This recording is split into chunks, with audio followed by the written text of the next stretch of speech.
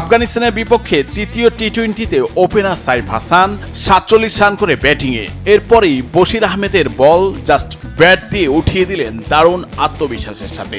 50 করে সাইফের ব্যাট দিয়ে 360 ডিগ্রি ঘুরে উদযাপন বুঝিয়ে দিলেন টি-20তে রাজ করতে এসেছেন তিনি। 26 বছর বয়সী এই ডানহাতি ওপেনারের এমন আত্মবিশ্বাসী ঝড়ো ব্যাটিং মুগ্ধ করছে পুরো বিশ্বকে। এশিয়া কাপের শ্রীলঙ্কা ভারতের বিপক্ষে বিধ্বংসী ইনিংস, আফগানিস্তানের ধবলধোলায় 38 বলে 64 রানের দুর্দান্ত ব্যাটিং সবই যেন মনে করিয়ে দিচ্ছে আইপিএল এ বাজির গোড়া হতে চলেছেন এই ওপেনার। সাকিব মুস্তাফিজের পর আইপিএল মাতাতে যা দরকার সবই আছে সাইফ হাসানের মুঠোয়, এখন শুধু সময়ের অপেক্ষা। আবার ক্রীড়া বিশেষজ্ঞদের আক্ষেপ, সাব্বির রহমানের মতো হারিয়ে না যায় যেন সাইফ হাসান।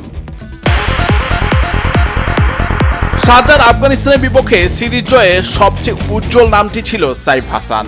মারকুটে ব্যাটিংয়ে দলকে জেতানোর পাশাপাশি তিনি যেন নতুন করে নিজের পরিচয় তুলে দিলেন, আমি এখন পরিণত ভয়হীন আত্মবিশ্বাসী।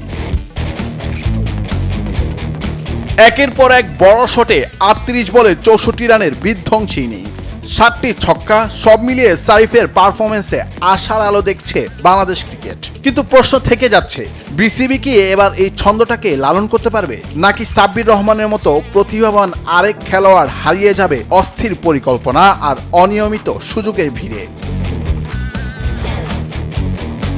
বাংলাদেশ ক্রিকেটে এমন উদাহরণ অজস্র। এক সিরিজে ঝড় তুলে পরের সিরিজে দল থেকে ছিটকে গেছেন বহু ব্যাটার। সাইফ হাসান সেই পরিণতি চান না, একথা স্পষ্ট করেছেন তিনি। ম্যাচ শেষে তিনি বলেছেন, গত 1-2 বছর ধরে আমি এভাবেই খেলছি, আমি শুধু ব্যাটিংটা উপভোগ করছি।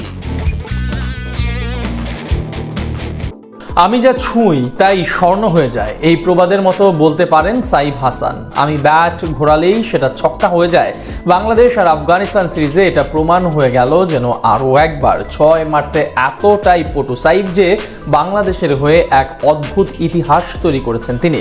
যেভাবে খেলেছেন টি-20 ক্রিকেট, তাতে হয়তো একটি প্রশ্ন আসতে পারে, আসন্ন আইপিএলেও কি তাকে দলে ডাক দেয়া হবে?